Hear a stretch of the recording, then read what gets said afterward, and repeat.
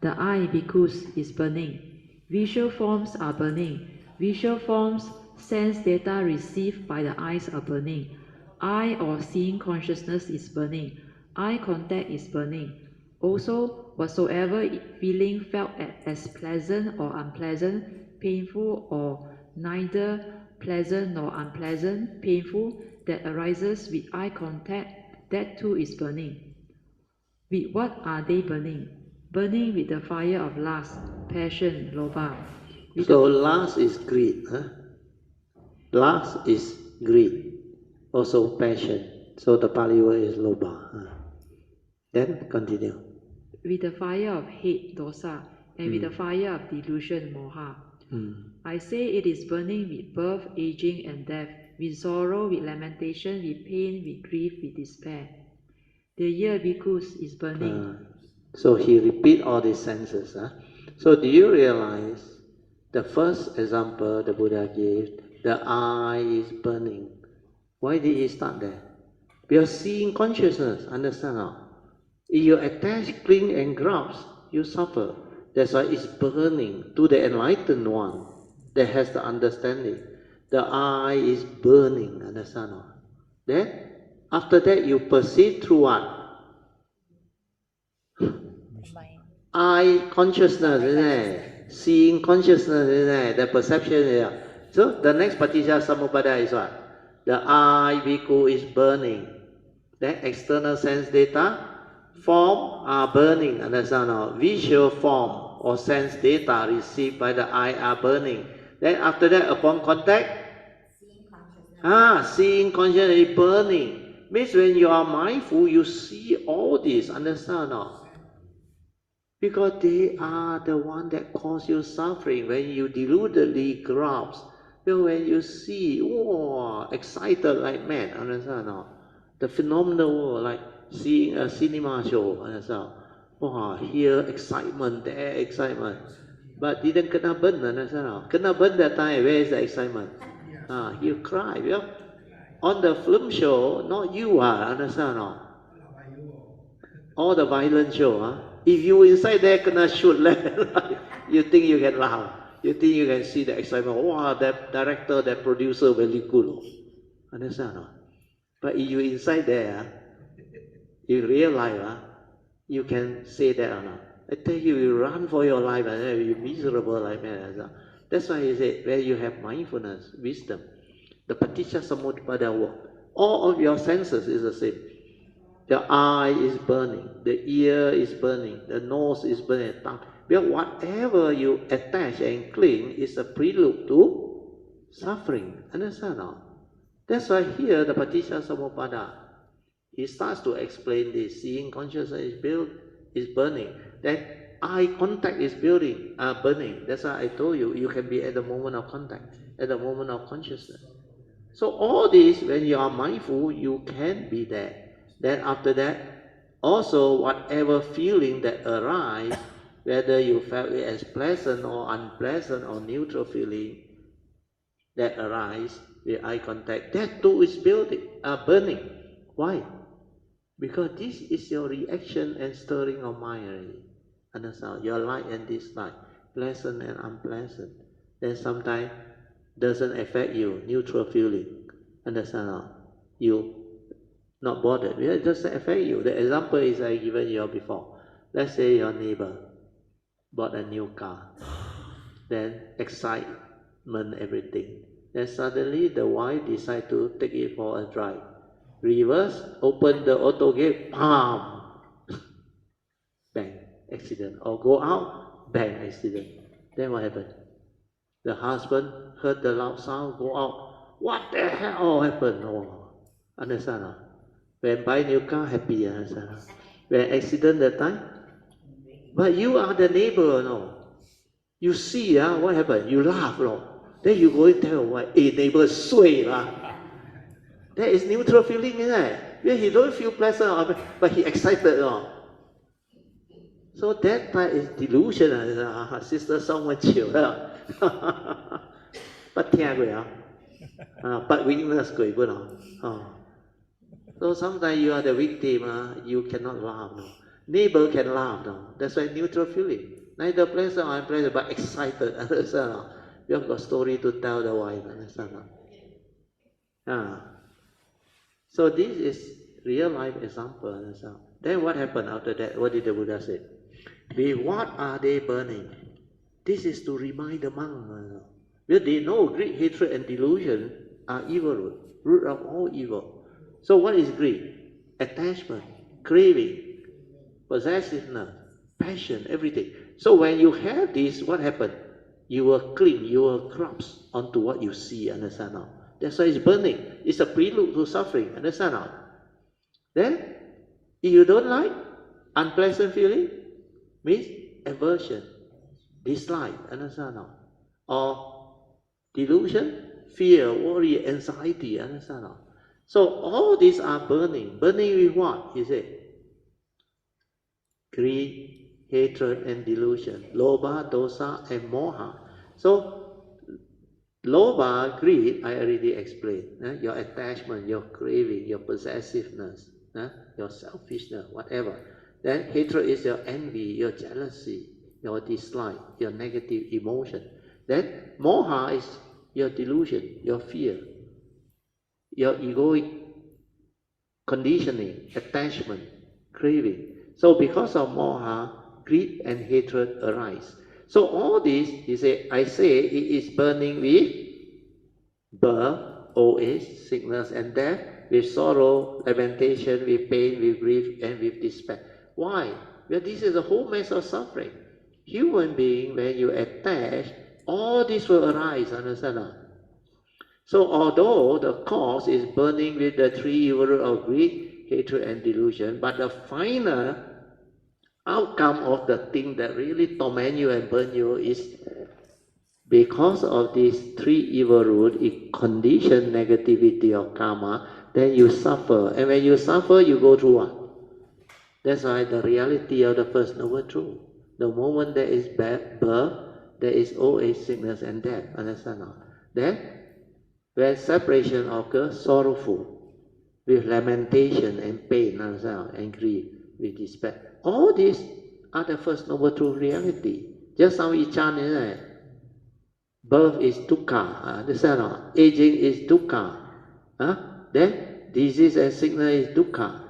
Death is dukkha. Then sorrow, lamentation, despair is dukkha.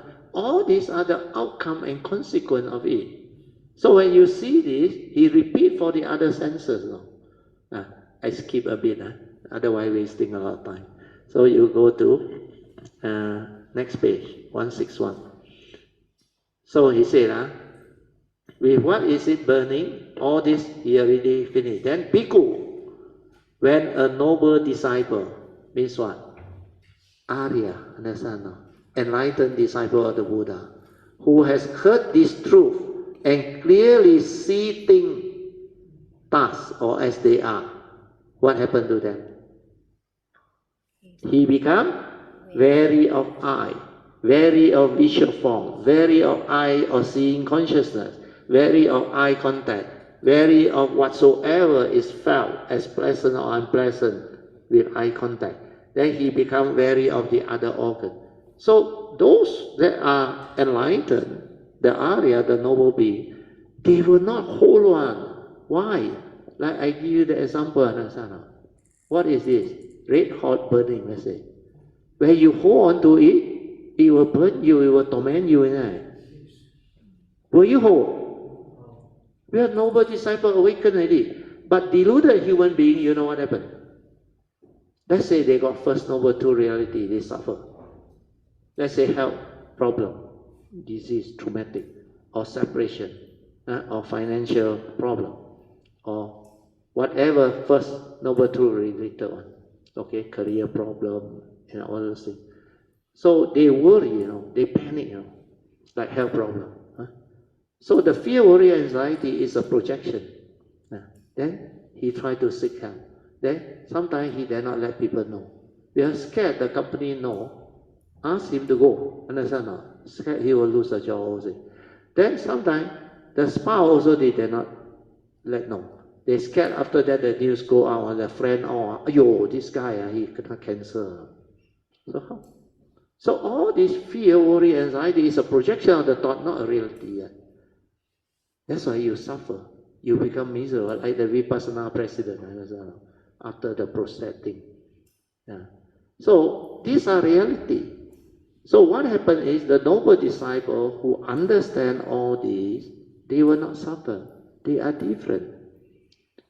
So when you have the understanding, you will know you cannot attach, you cannot cling, you cannot hold. So what happens is you have to confront if you understand it.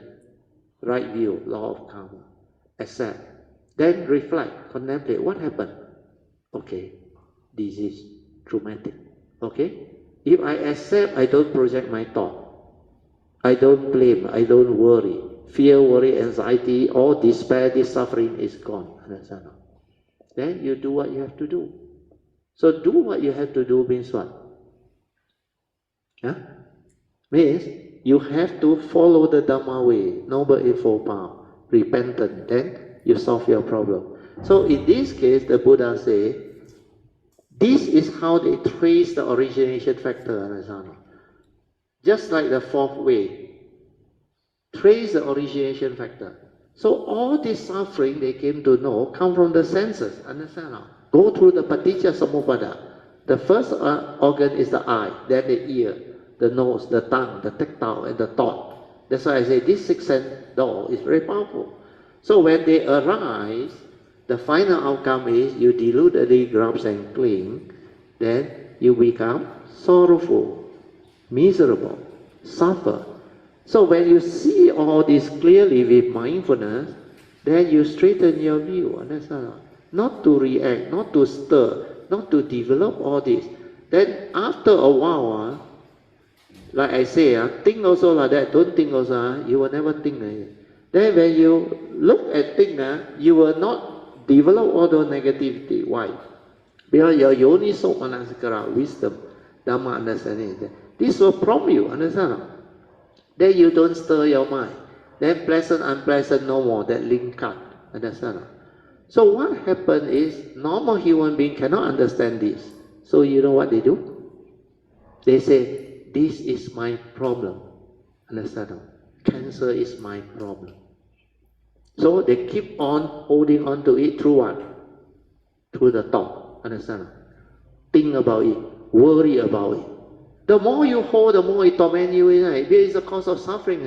So the monk who go through this will not hold. Understand? That's why he said, they are very of eye contact, that eye consciousness, then the sense data that come in. Well, all this is coming to haunt you, torment you, and create the movement of the paticca samuppada. Understand? But you gullibly, this is my problem, Lord. I must think about it. I must worry about it. Well, they think by holding and worrying, they can solve the problem. Do you think they can solve the problem? By holding and worrying? No amount of fear, worry, and anxiety can solve your problem. That's why you need to understand the Dhamma, to accept this reality of the First Noble Truth, then act. Understand? How do you act? Put this down, understand? Means what? Acceptance. I don't hold, I don't worry, I don't panic, I don't create all the fear, worry, anxiety, sorrow, and lamentation. That is not burning me, not tormenting me. It means what? The moment I accept, I don't project all this negative mind state no more. That is the beginning of solution. Then I have clarity. I have calmness of mind. Then I can inquire what actually happened. What are my options? How can I move? Understand? How can I resolve all this amicably so that I can move on with my life? So that I can recover from this disease. So you do what you have to do. The Buddhist way is ask for forgiveness. Follow the advice of the Buddha. Cultivate merit, wholesomeness, develop your virtue. Then ask for forgiveness. Vow not to do this again. Then when you have enough merits and parami, invoke power of merit for cause and condition. Then somebody will bring you to the right doctor or somebody who has recovered, and he will give you the right condition to actually recover. Understand now? If you have helped people before in the past, let's say you're a doctor, you're sincere, you're not the bogus one and want money one, and then you will meet doctor that is not bogus and want money one, then you will recover. That is karma. You reap what you sow. But you, everything also, money, selfish, all those things. So you become the victim that time, you go and see the doctor, also want your money. That's how you kena. So when you understand all this, you understand this sutta, fire sermon. You know how many become arahant under that? We read the later part. Bhikkhu, when a noble disciple who has heard this truth and clearly seeing things thus, like I explained just now, he become wary of all these things. Then he continued for the other senses. Okay, towards the end. In this way, he said, he become free of passion, which is greed. He become free. He become aware of feeling. And with insight, means yoniso manasikara, wisdom, he knows that there is no more rebirth, that the holy life is his, and that he has done all that should be done. Okay? Then, these were the Blessed One's words. When he spoke to the bhikkhu thus, the whole congregation of over 1,000 bhikkhu rejoiced, approved of his word. Then what happened? And attained liberation from the asava to clinging no more, and their heart were completely free. All become arahant. And the fire sermon is very powerful, because when I was reading it, I say, this type of teaching sure awaken one. You know, it warns you at every stage of the paticca samuppada. No? Your eye is burning. Sense data coming in is burning. Eye contact is burning. Seeing consciousness is burning. Means, when you are aware, you saw the paticca samuppada link, how it creates affliction and suffering. Then, because you have the mindful, every moment of the paticca samuppada, all these links become very clear. So before it happened, like I say, think also, right? Don't think also. Right? You think I will go and grab and clean? I will go and hold on to this fellow. Say this is my problem. No, you have the Dhamma. Think is just the way it is. You are born of karma, heir to our karma, conditions, but you are what you are because. So you know how to act, understand how? That is the Dhamma way. Clear now? Yeah. So, hopefully, this time more stable. Okay, not from another commentary. This one is another one. I think also quite good. Bhikkhu, he said, form is burning, means external form, sense data. Feeling is burning. Perception is burning. Volition or mental formation is burning, means all your thinking process. And consciousness is burning. Seeing thus, the instructed noble disciple experiences vary towards all these things. Form, feeling, perception, mental volition or sankhara, and consciousness. Through this passion, and this mind is liberated. So all these are the same. So the ensuing text reveal that sabbe means all, referring to the 6 internal sense bases and 6 external sense bases, and consciousness, the 18 sense right. Then by burning, aditta means fire of passion or greed, raga jina. Then fire of aversion, dosa jina. Then fire of delusion, moha jina. So the manifestation of birth, aging, sorrow, lamentation, death, pain, despair, and all those things are the outcome. That's why after that he said, disenchanted, he becomes dispassionate. Through disenchantment and dispassionate, through all this, he becomes dispassionate. He is fully released. With full release, there is understanding, fully released. He discerns that birth is ended, the holy life fulfilled, and task done. There is nothing further for the world.